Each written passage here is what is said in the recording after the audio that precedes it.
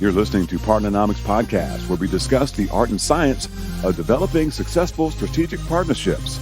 To learn more about the suite of Partnernomics solutions, visit partnernomics.com. So today we have, I'm really looking forward to this one. This is going to be a great one. So Mo Ahmad from SAP joining us from the other side of the world in the UK. How are you doing? Thanks for joining us. Very good. Thank you very much. Keeping the spirits up given where we are with lockdowns and everything. But thank you for having me on. I'm really looking forward to this.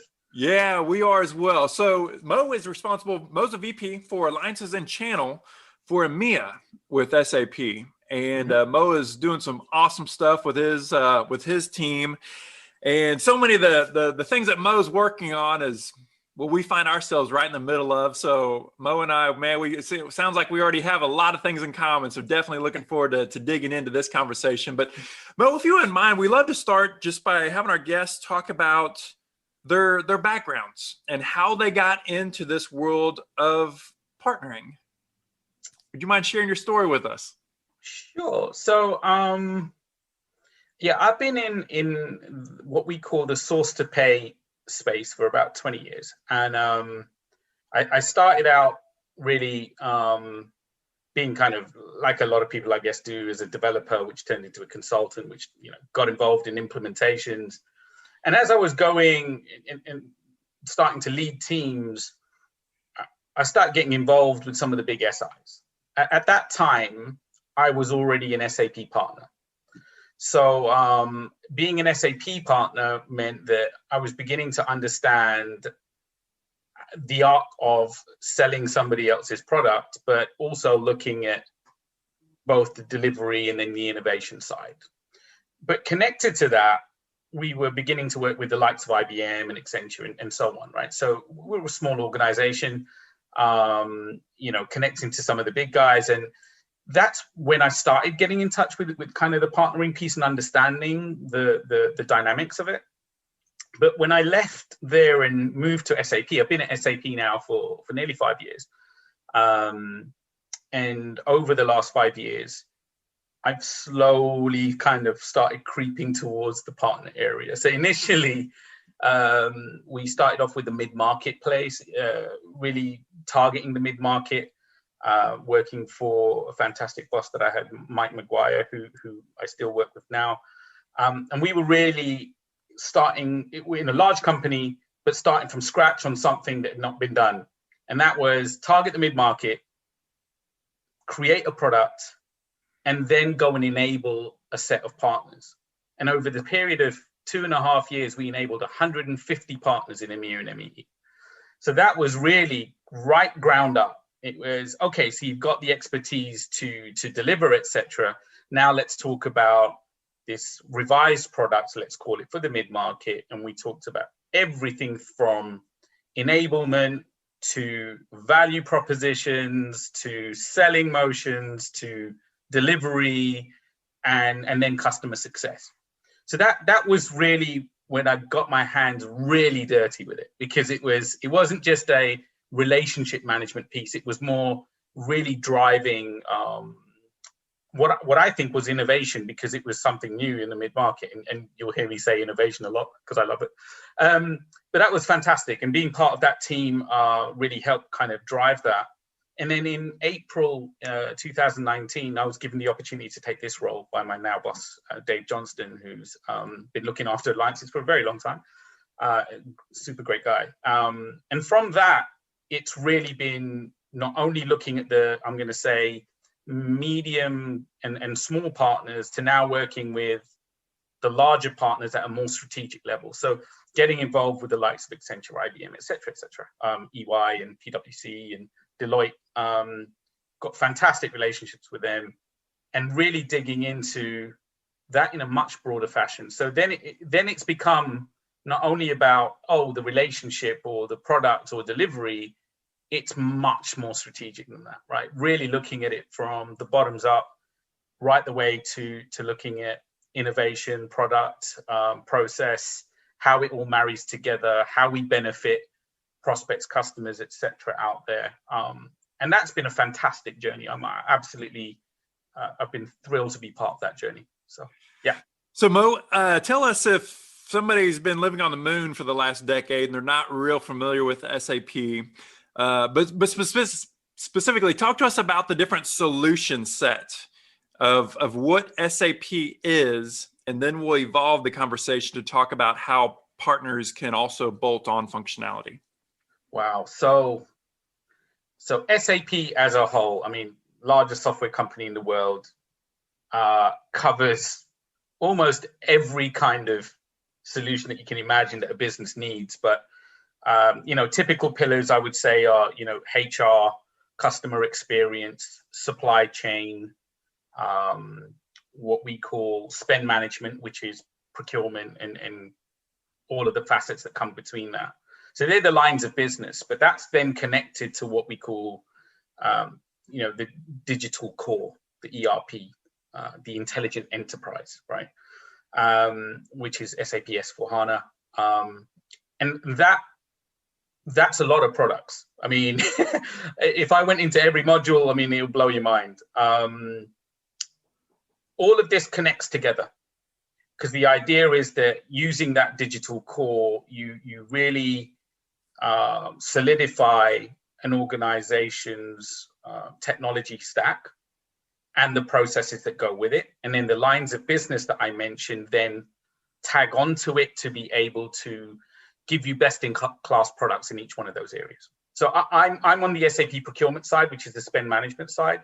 So I'm in one line of business, I would say, although I traverse others because naturally you connect into other processes. So that's what SAP is. On my side, like I said, it's more around the spend management procurement side. So everything from supply chain to the management of procurement processes in general, and all the way into payments and invoices and all of that. So that's all interconnected. Even contingent workforce, so the management of your workforce through our Fieldglass solution. And then that connects, like I was saying, you start traversing it, it connects into the HR function. So, what we cover in my area is still very broad. And there's a lot of opportunity there. And we have, if you look at the analyst report, we are, best in class. I mean, there are other players, of course, but we are best in class and we have been for many, many years. So Mo, we talked a lot about ecosystems and kind of this idea of the new world of building, not thinking about products, not thinking about services, but really thinking about solutions for our clients. Yeah. And SAP you guys are a platform that really enables an ecosystem. Talk to us a little bit about just how you view, as an executive with SAP, how you view ecosystems, and then just how executives should think about ecosystems and the evolution of leveraging the power of ecosystems. So I think, SAP, let me pick one area, SAP Cloud Platform. Now, SAP Cloud Platform was built to allow the extensibility and extension of the core solutions. So give people the capability to build product solutions, extensions on top of the core.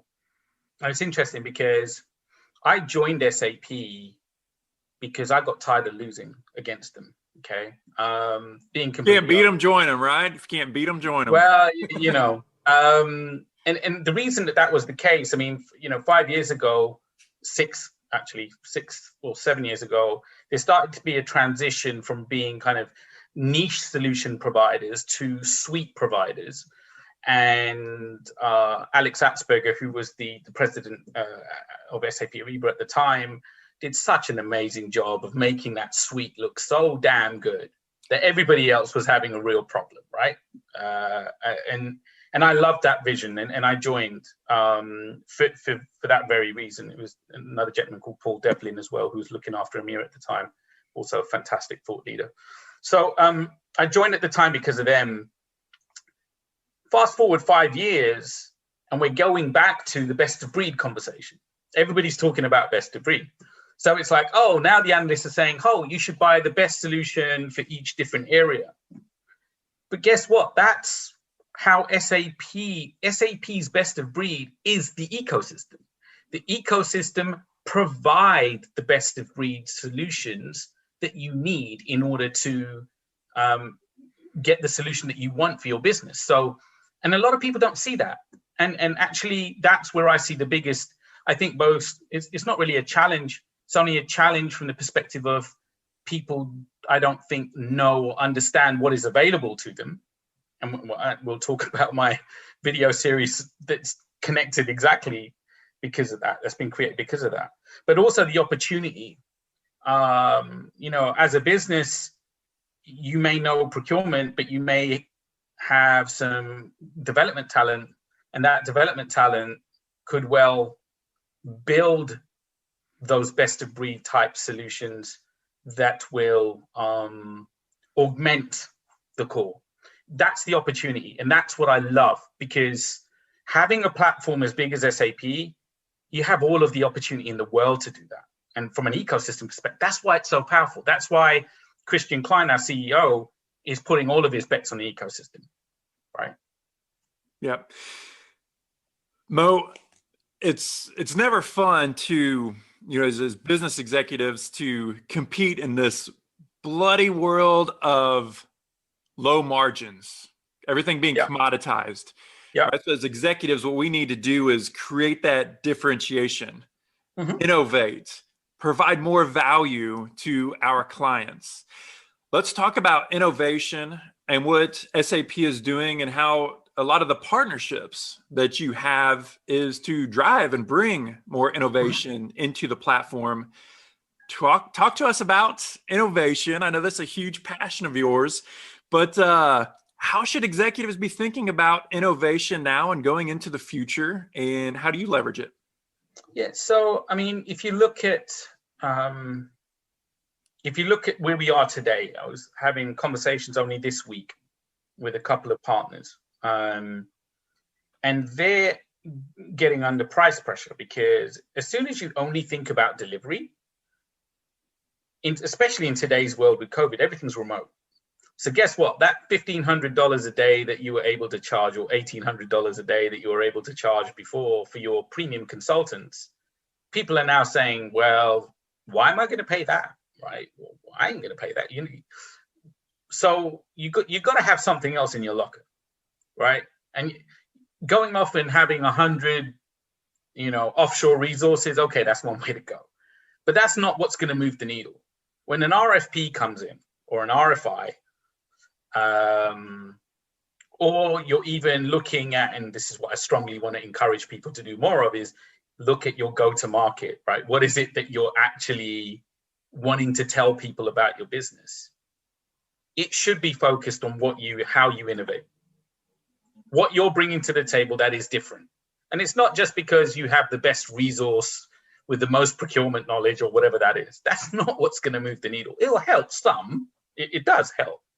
But that's not what's going to get you there. What's going to get you there is for you to look outside of the box and go, okay, well, we've got SAP as a platform. We know that. What is it that solution provides and what is in the roadmap? So be a bit savvy, understand what's coming up, and look for the opportunities to go, well, right, they're not going to cover this. It could be an industry sector, right? Particular industry sector that requires a particular piece of functionality that may be in the roadmap, may not be in the roadmap. But if you're nimble enough today, and most organizations are more nimble, you can go and build that today and go and sell that today and give yourself a differentiator against your competition. And if you're not thinking like that, it just makes me go, how are you looking to grow your business? How are you looking to differentiate? Use that strength of knowledge that you have, the strength of development that you have, and if not, partner with somebody. Where SAP is really into partner to partner collaboration. So look at those opportunities as a way of driving business growth. I want to see, as an exec on the partner management side, I want to see that more. I want to see our partners really driving that more, because if you're not, you are going to leave yourself far behind. My opinion. Yeah, Mo, talk to us a little bit about the different types of partnerships that that you help manage or oversee from SAP's perspective. I imagine it goes beyond just technology partnerships. Mhm.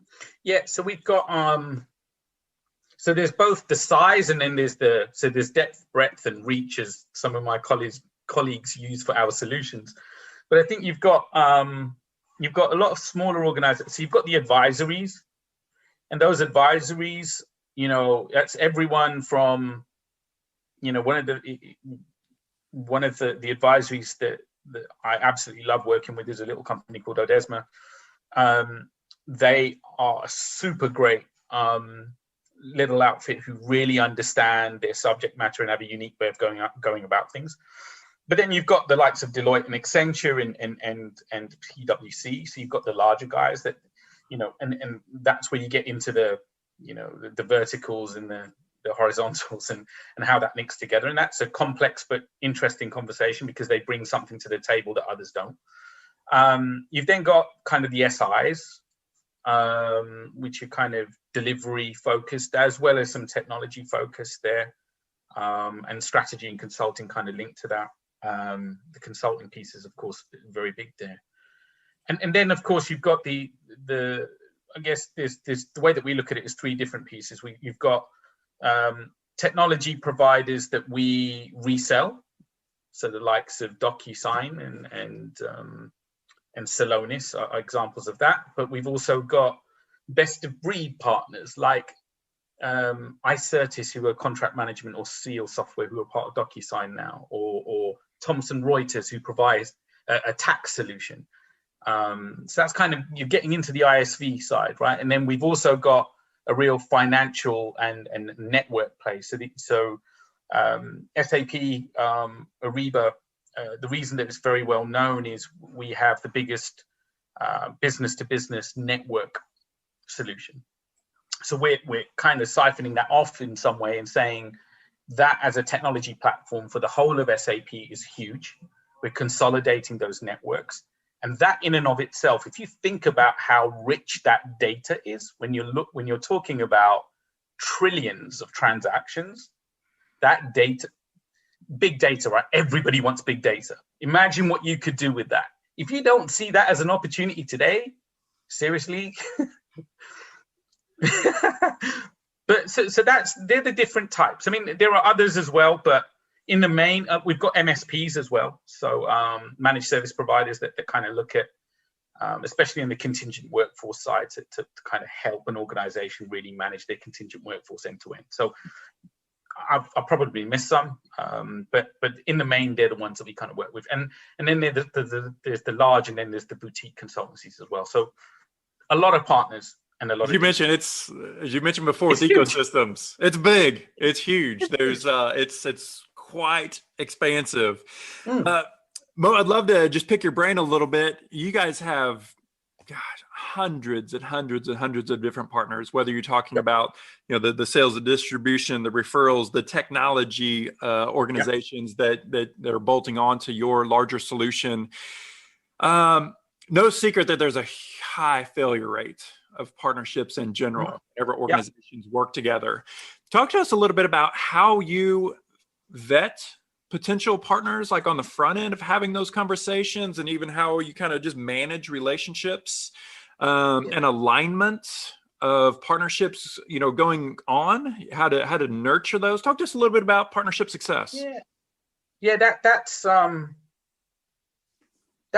an interesting one because I mean, having, you can imagine that we were doing our planning, right, for 2021, and you start having those conversations of going, well, your tier ones, your tier twos, and then what I call the nurture bucket, right? Because you're always, as I was saying earlier, when we were doing the mid-market space and we were targeting 150 partners, that's a lot of people you have to talk to. But when you look at the successful ones, they were the ones that took the concept, really owned it. It's about ownership. One of the ones that are most successful are the ones that really own what they're doing, understand the culture of the organization that you're working with. So, I mean, understand SAP. You need to understand SAP. And if it's not SAP, if it's Oracle or anybody else, right, you need to understand the culture. And then connect into the sales organization to make sure they absolutely know what you bring to the table. And they're the ones that we see the most success with, right? The last piece is, of course, innovation. But innovation is a relatively new topic. It's going to sound crazy, but it is.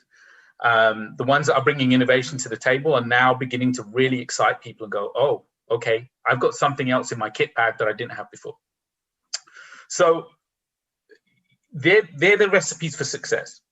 The ones that do it well follow those things. The ones that don't do it so well, we're having to enable them, help them, and in some places teach them how to do certain things. Often it can be a consulting organization and you're asking them to do demand gen. They're like, what's that? Right? So you gotta teach them that.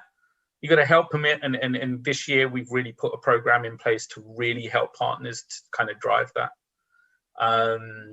There's the whole piece of, Jody, who looks after our sales enablement. She has done a fantastic job of pulling together, right, well, if I was a new partner today, what would I have to do to get successful? So there's a whole tranche of things that takes you through sales enablement. What do I need to understand? How do I position? What's the value? What opportunities do I have to innovate? Then there's pre-sales, and you do the same thing there, right? How do I demo the products properly, right? It's not, see all of those things.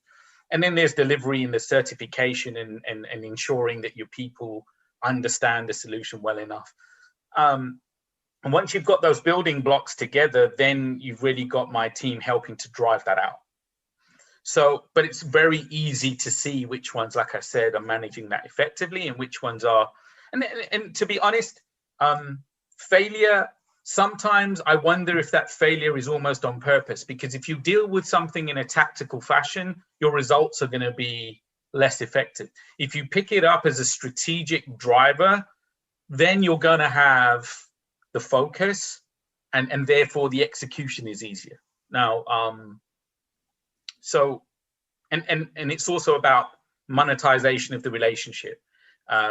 Where you're seeing how you're tying in your business goals to what SAP can bring with you and having that conversation. So they're the kinds of things that we're working on. We really then end up having to put partners into buckets. It's not like you really want to, but the reality is that you have to in order to understand what the lay of the land is. So yeah, that's something that we've done already. So we know who needs the help. We know who doesn't need the help. And we know those who are going to be tactical. And that's okay. It's fine. But the level of attention you get versus one or the other is therefore different, right? But you expect that. You've just got to be savvy about it. I mean, not all partners, not all partnerships, not all relationships are created equal, right? I mean, you have some truly strategic pieces, and then you have other partnerships, other opportunities that are not as strategic. But especially as an organization that is going to be partnering into SAP, you want to try to be strategic to SAP if you can, because it could change your whole world.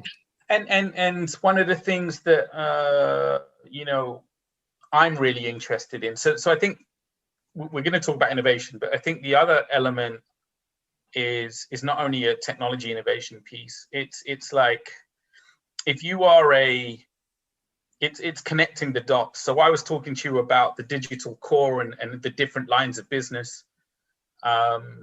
If you have people, and I know that there are partners out there today that have competencies in each one of those different areas.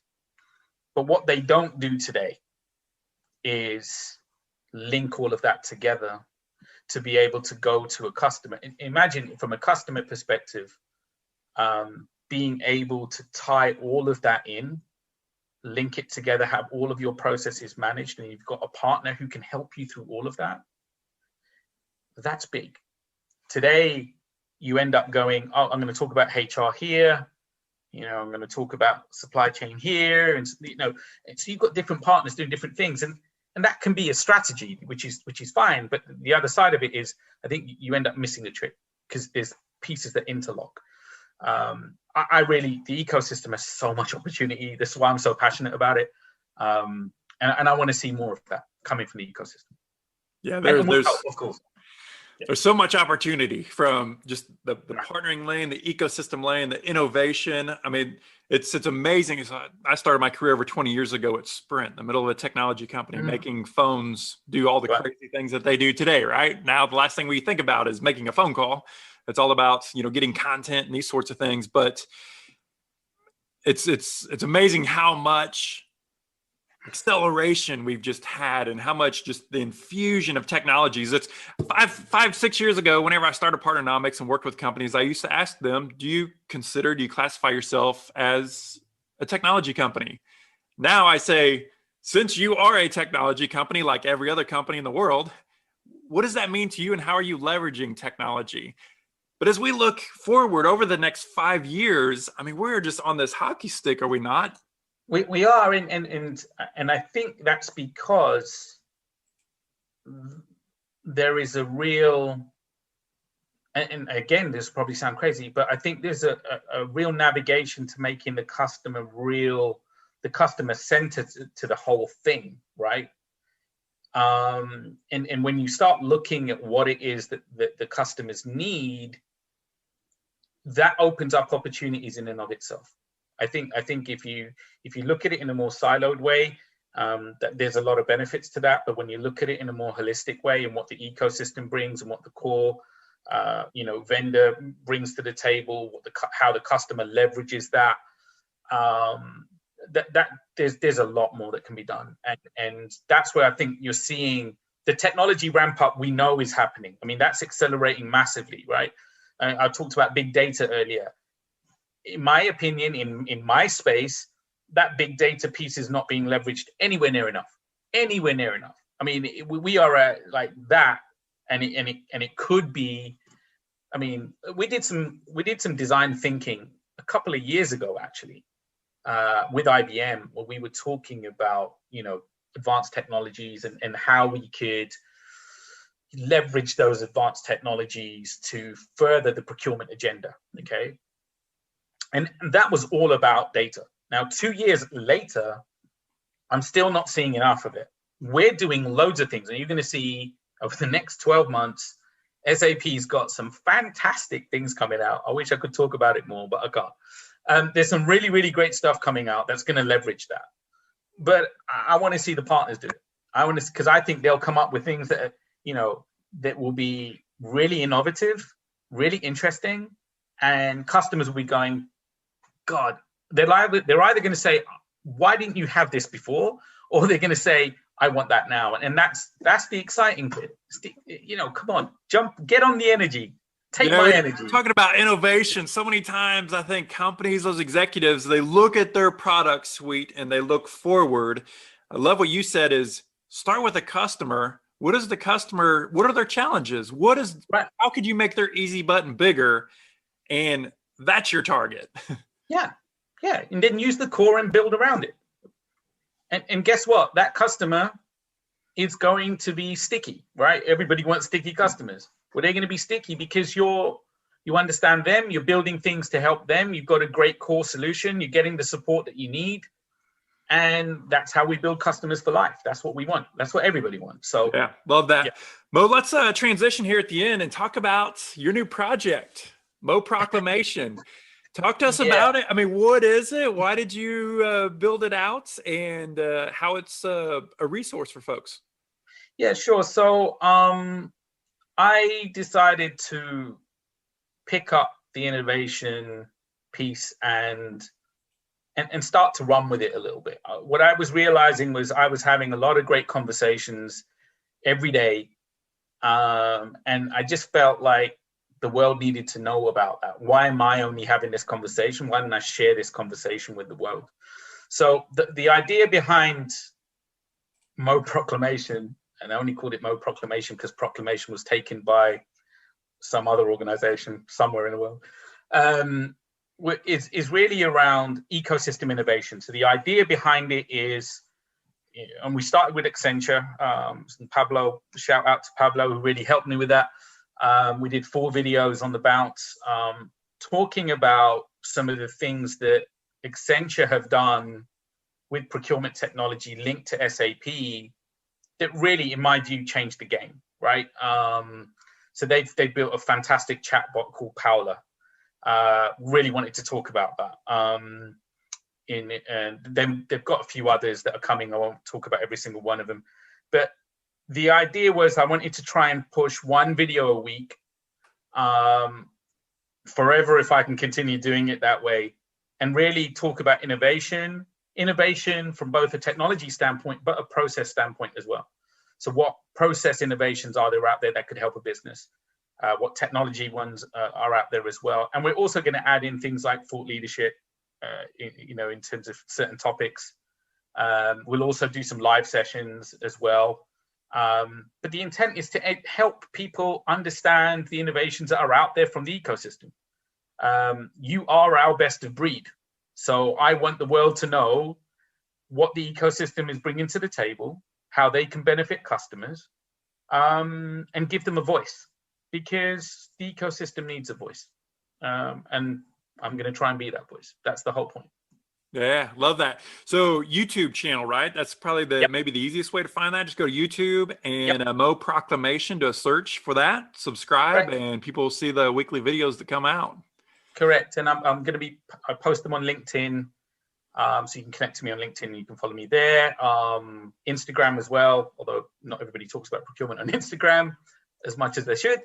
But yeah, YouTube's going to be the core channel, but we'll connect out from there. And if anybody's got any questions or want to know more, then hey, you know where I am. Come and get me. That sounds great. Well, thanks for that resource. I look forward to checking it out. Mo, it's been awesome chatting with you today. It's going to be awesome to continue to watch the work that you're doing at SAP and keep up the good work. Thank you, my friend. I appreciate you having me on. And maybe we do it again sometime once this thing moves. So. Absolutely. Looking forward to it. All right. Have a good day, Mo. All right. Cheers, man. Partnernomics Podcast is brought to you by Partnernomics. Learn how to leverage the power of partnership. To listen to more episodes of Partnernomics Podcast, visit partnernomics.com.